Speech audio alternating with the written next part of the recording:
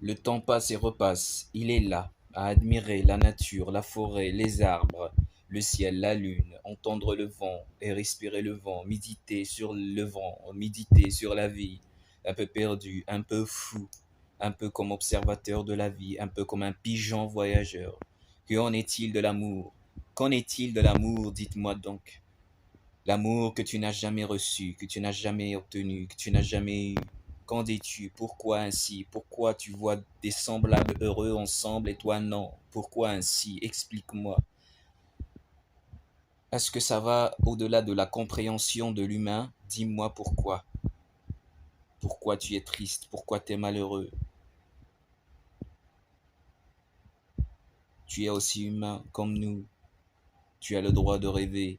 Tu as appris à vivre et à être heureux, à être content, comme tu es, avec les circonstances de la vie. Il faut faire avec, je veux dire. Il faut faire avec les circonstances de la vie, notre mode de vie.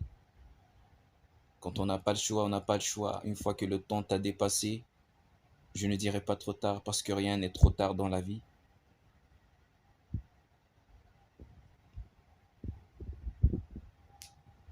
Mais toi, en gros, tu n'as pas été comme un arbre qui devait prospérer en son temps.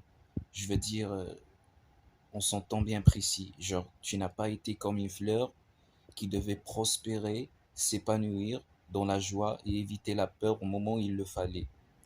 Ceci dit que tu n'as pas été heureux, content au moment où il le fallait. Tu as commencé à vivre une fois que tu as connu beaucoup d'obstacles, une fois que tu as connu et goûté l'amertume à son plus haut degré. Aïe aïe aïe, je suis triste pour toi. Une fois que tu as connu l'amertume, tu as goûté à l'amertume à son plus haut degré, que tu as commencé à vivre. Je sais, je comprends que tu auras et tu aurais voulu, tu aurais aimé que ce soit autrement. Cette vie que tu vis, de connaître le bonheur, la joie de vivre dès le départ, avant les catastrophes, avant que les catastrophes n'arrivent, avant les catastrophes. Je te comprends. Mais c'est ainsi. Toi et moi, on est pareil.